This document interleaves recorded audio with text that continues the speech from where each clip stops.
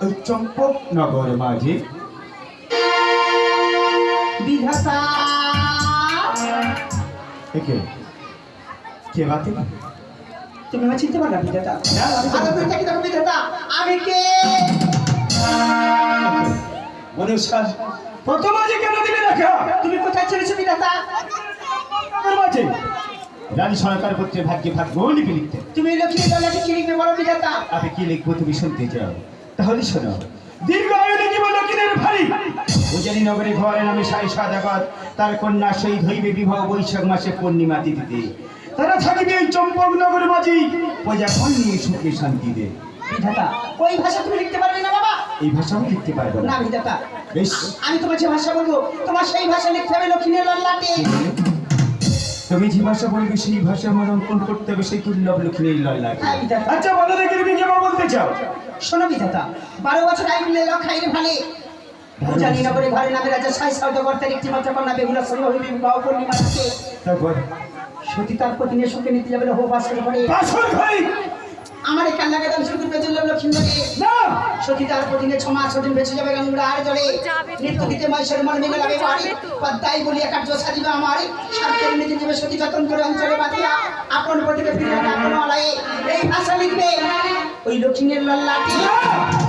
তোমারই ভাষা আমি অঙ্কন করতে পারবো না সেই দুর্লভ লক্ষিন্দরের লল্লাটে। তুমি লিখতে পারবে না বিধাতা? না। তাহলে কলম আমার কাছে আমি নিজে লিখে আসছি। সে বললে সমস্ত দেবগণ নিয়েছে সমস্ত কাজের ভার আমি হলাম বিধাতা ভাগ্যলিপির ভার আমারই হস্তে কোন সাহসে চাও তুমি আমারই কলম।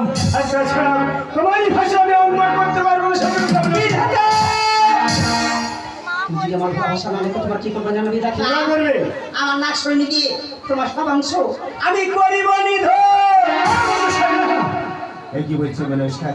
বলতে পারে মনসার সমস্ত দেবতার নিয়েছি সমস্ত কাজের ভার আমি হলাম বিধাতা ভাগ্যলিপির ভার আমারই হস্তে কিন্তু কিসের কারণে আজ তোমারই ভাষা অঙ্কন করতে হবে সেই দুর্লভ লক্ষ্মী আমি শুনতে চাই। শোনো বিধাতা, কি ছিলাম বড় আশা করে চাঁদের কাছে একটি পুষ্পের আশায় তার তোমাকে বুঝা দিয়েছে বিধাতা দেওয়া দূরের কথা রাজা সিং আসনে বসে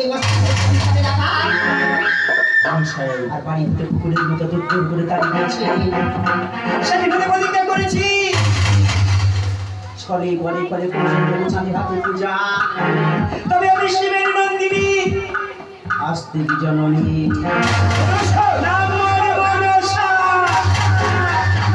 মনসা বেশ মনসা বেশ তুমি যে দেব কন্যা তুমি বা কেন পাবে না দেবীর আসন সমস্ত দেবগণে তারা যদি পাই দেবতাদের আসন তুমি কি কেন পাবে না দেবীর আসন তুমিও পাবে দেবীর আসন বলতে পারো মনসা আমি তোমারই ভাষা অঙ্কন করবো সেই দুর্লভ লক্ষিন্দরের লল্লাটে কিন্তু একচুয়ালি তাই হবে। বেশ তাহলে আমার পথ ছেড়ে দাও আমি তোমারই ভাষা অঙ্কন করবো সেই দুর্লভ লক্ষিণের লল্লাটে। আমি তোমার পথ ছিঁড়ে দিলাম বাবা, তুমি এখন এসো।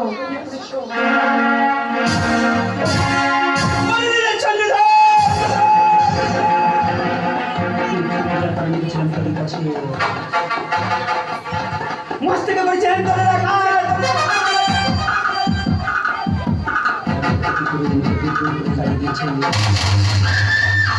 সেদিন হতে প্রতিজ্ঞা করেছি সরি বলে করে কৌশলের মতো পূজা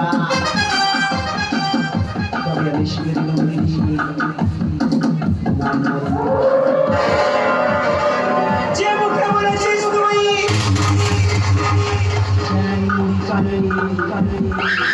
সেই মুখে শুনে যাব রে আমি আসতে জানি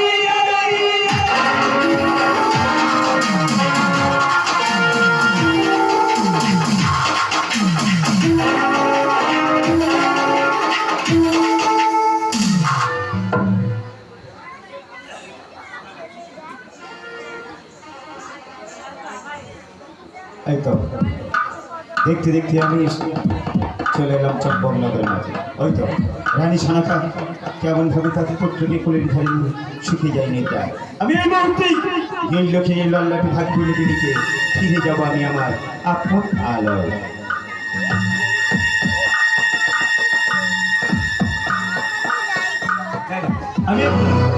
আমি এই মুহূর্তেই ওই লক্ষ্মীর লল্লাটে ভাগ্যলিপি লিখে ফিরে যাবো আমি আমার আপন কোন আর করে বেটা রে তোর ডান গালে খাই না বাঙালে খাইনি তুই কারণে বাথরুম চুবো বলে দেখে কে বা তুমি দাঁড়িয়ে শুয়ে আছো কেন? আরে দায়ের মেয়ে তুই কে রে আর করিস বেটা তুই কে আমি হলাম বিধাতা। বিধাতা তুই কি করতে এই আতুর ঘরে এসেছিলে আমি ওই লক্ষ্মীর লল্লাটে ভাগ্য লিপি লিখতে এসেছি। তা কি লিখবি বল আমার কাছে ভাই বা দেবতারা যে ভাষা অঙ্কন করে নরে লোকে সে ভাষা শুনতে নেই। আমার কাছে না বলে গেলে আমি দাঁত ছাড়বো না ও তুমি তাহলে পথ ছাড়বে না? না ছাড়বো না বেশ, আমি আর আসবো না আর ওই লক্ষ্মীর লল্লাটে আমি ভাগ্য লিপি লিখবো না। যা আমি ফিরেই যাচ্ছি রাইমা। যা আট করিস বেটা যা যা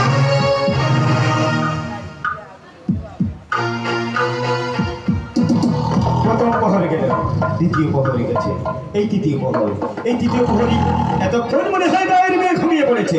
না না, এইবার আমি গিয়ে লিখে আসবো ওই লক্ষ্মীর লল্লাটে ভাগ্য লিপি।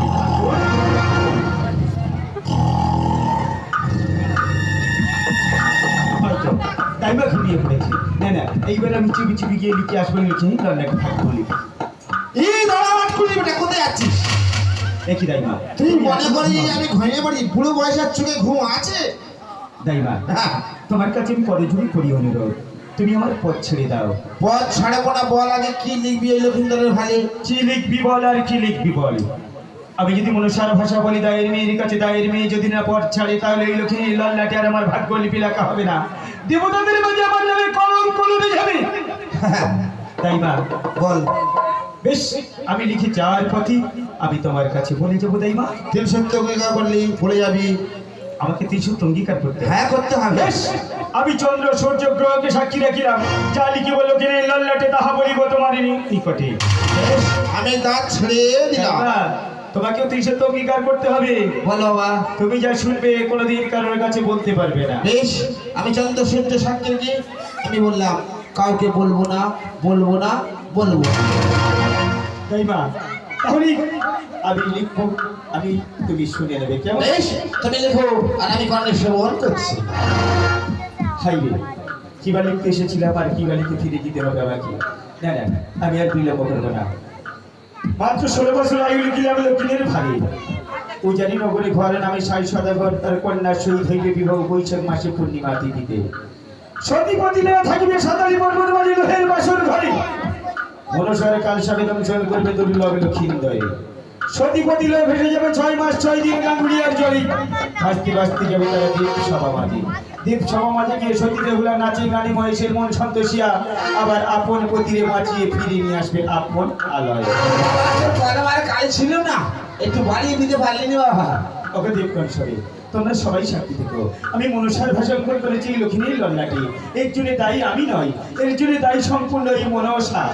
বাঁচবে তো বাঁচবে তো বাঁচবে দায়ী মা, তাই তো যার পূর্বে আমি এই জ্বালা মোমের বাতি আর চালিয়ে রেখে যাব না, আমি নিভিয়ে দিয়ে যাবো। আমি এই মোমের বাতি নিভিয়ে দিয়ে গেলাম।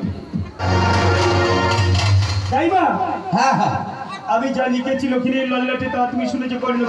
হ্যাঁ শুনেছি বাবা তুমি যদি কোনোদিন কারোর কাছে বলে দাও তাহলে তোমার কি করবো জানো? কি হবে তোমার বংশটা আমি পুরো নির্বংশ করে দেবো। আমি কারো কাছে বলবো না বাবা বলবো না তারা যেন স্মরণ থাকে তাই মা। বেশ আমি স্মরণ রাখবো বাবা এখন আসি তাই মা। এসো বাবা